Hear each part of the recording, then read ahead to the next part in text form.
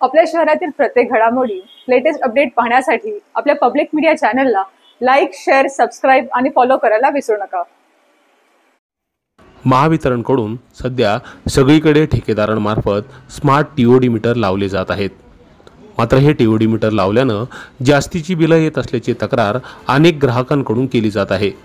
शिवाय हे TOD metre लावण्याची सक्ती नसताना चांगले मीटर फॉल्टी ठरवत त्या जागी हे नवीन टीओडी मीटर ग्राहकांची संमती न घेता लावले जात असल्याचा आरोप देखील नागरिकांनी केलाय.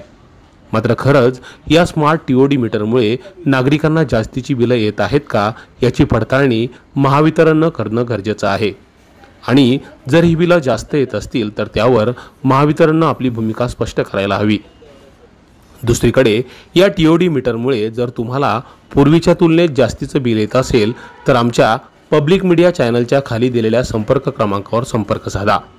आम्ही तुमच्याकडे येऊ, तुमची सगळी तक्रार ऐकून बातमीच्या माध्यमातून तुमचा आवाज होऊ आणि हा आवाज तुमच्या समस्या, प्रश्न महावितरण आणि राज्य सरकारपर्यंत पोहोचवण्याचा प्रामाणिक प्रयत्न करू. या मीटर संदर्भात किंवा त्या लावताना तुमच्या ज्या काही तक्रारी, शंका असतील त्या बातमीच्या माध्यमातून आम्ही मांडण्याचा प्रयत्न करू. Public media, Badlapur.